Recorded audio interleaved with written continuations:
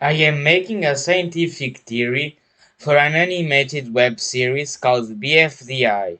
But if you don't watch BFDI, don't worry, you will still understand this video. In the show, there is a character called Evil Wifi. What's so interesting about her? Well, things in the real world and also most characters in BFDI move continuously, so the position as time t is very close to the position as time t plus epsilon, where epsilon is an arbitrarily small number. So, to get from point A to a different point B, the path passes through an infinite number of points. But Evil Ify doesn't move like this. Instead, she teleports, passing through a finite number of points to get from two points A and B that are separated by a finite distance. But in the real world, discrete motion is impossible. If you apply a force to an object, its acceleration changes. When you stop, the velocity is constant. So it's impossible to make an object teleport or move discretely in the real world. How are we going to explain evil Wi-Fi's movement? Force in the real world has units of mass times length divided by time squared, which can be written as mass times length times time to the minus 2. So applying 1 unit of force on an object with 1 unit of mass means that the object has an acceleration of 1. So each unit of time, the object gains 1 unit of velocity. An object moves at 1 unit of velocity when it moves 1 unit of distance each unit of time. So both velocity and acceleration take time into account to move the object. We need to wait some amount of time so that the object moves some distance. We need to remove the time component to enable discrete movement. In terms of units, it's simple. We just need to multiply force by time squared, and we get a quantity with units of mass times distance. So we remove the time component. We can also multiply force by time to get a quantity with units of mass times distance divided by time, which directly changes the velocity, or by time to the power of any integer. I am going to name these quantities forces of order n, represented by f subscript n, where n is the negative of the exponent that time is raised to in the unit. The force of order n has units of mass times distance times time to the minus n. Multiplying a force of order n by time gives a force of order n minus 1. One thing to note is that the momentum has the same units as a force of order 1, mass times distance times time to the minus 1. There are also some quantities that have the same units as a force of some order. I'm still calling these forces even though nothing is actually applying a force on the object, because usually this distinction isn't important. If this distinction is important, if a force is being applied on the object, it is called an applied force. And if it's the motion that the object gained from a force, it's called the motion force. A force of order n directly affects the motion force of order n, and they have the same units. For example, if I apply a force of order 2 of 10 newtons on an object, that object has a motion force of 10 newtons. So it has an acceleration of 10 divided by m meters per second squared, where m is the mass of the object. There is another thing we need to address: energy. If an object moves, the work of a force applied to that object is force times displacement, the distance moved, times the cosine of the angle between the force and the object's movement, although the angle part isn't important here. There is also a relation to power. Power equals force times velocity. Since we have forces with different units, the equivalent to power and energy changed based on the order of the force we consider, so it's useful to consider the order of energies. Order 3 energy or power has units of mass times distance squared times time to the minus 3, while order 2 energy, which is just energy in the real world, has units of mass times distance squared times time to the minus 2.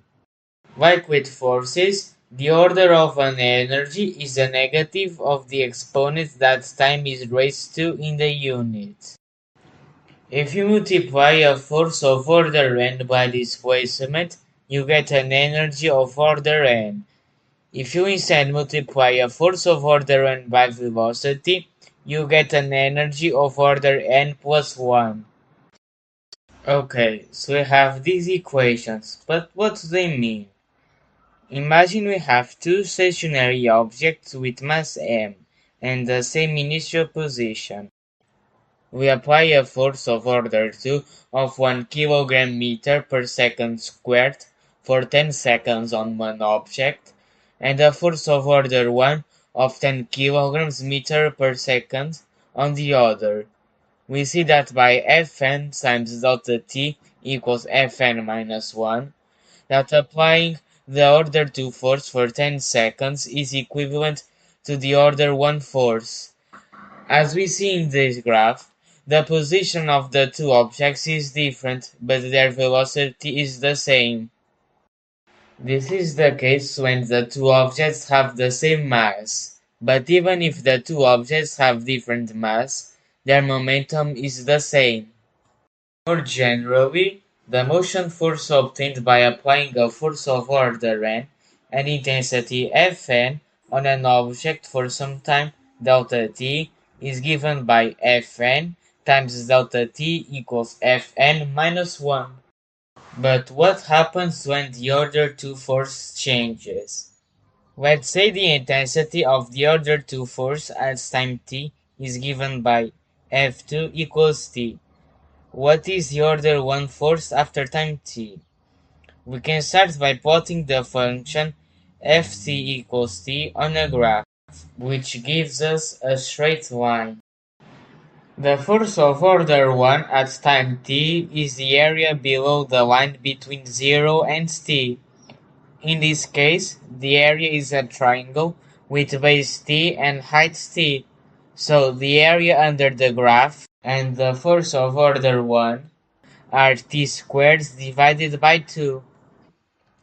Let's now calculate the function for the order 0 force. We just need to find the area under the graph between 0 and t, just like before. But we have a problem. Before, the area we wanted to calculate was a triangle, which has a nice area formula. But here, we need to find the area under a parabola. So what is the area? To find the area, we need to use integrals from calculus. If you don't know calculus, I recommend the Essence of Calculus series by Triple One Brown. Integrating t squared divided by 2 with respect to t gives t cubed divided by 6 plus c, where c is initial position. You can also use the derivatives to go backwards. For example, the derivative of t cubed divided by 6 is t squared divided by 2 and its derivative is t. This process also applies to energies. You can find the change in order 2 energy by integrating the order 3 energy with respect to time, and use derivatives to go back. This leads to the final equations I want to put in this video, which are these equations where Ti is the initial time and Tf is the final time considered, and Fn of t and En of t are respectively the force and energy of order n at time t. Here I talked about energy as the work of a force. But there is another form of energy, kinetic energy. In the real world, kinetic energy is one half of mass times velocity squared. To generalize it to different orders, it's useful to introduce new notation first. Quantities with units of distance times time to the minus n are called motions of order n and are written as m subscript n. So distance is a motion of order 0, velocity is a motion of order 1, and acceleration is a motion of order 2. With this, we can write the formula for kinetic energy as kinetic energy of order 2 equals 1 half times mass times the motion of order 1 squared. We need to generalize the formula so that we can input a motion of any order to get a corresponding kinetic energy. The work of a force should be equal to the change in kinetic energy of the object that the force is applied to. So, to find the formula, we could start from energy of order n is equal to force of order n times distance. We also have a force of order n equals mass times distance times time to the minus n, which is equal to mass times the motion of order n. We can substitute the force formula in the energy formula to get energy of order n equals mass times motion of order n times distance. But here we need the distance to calculate the energy, but it doesn't make sense to have the energy depend on the distance traveled. Thankfully, we can find the distance traveled by integrating the motion of order n times with respect to time.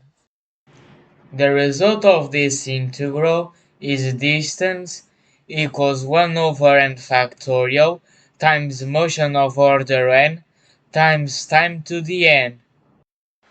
If we then substitute the result of the integral and the force formula in the energy formula, we get energy of order n equals 1 over n factorial times mass times motion of order n squared times time to the n.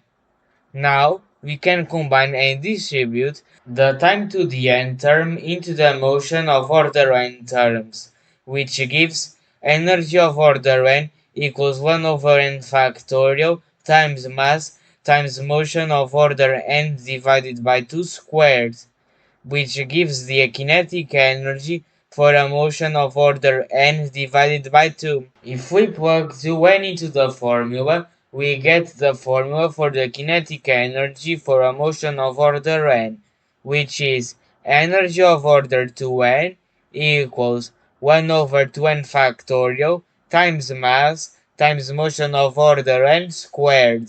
So the order of the kinetic energy associated with a motion is 2 times the order of the motion itself.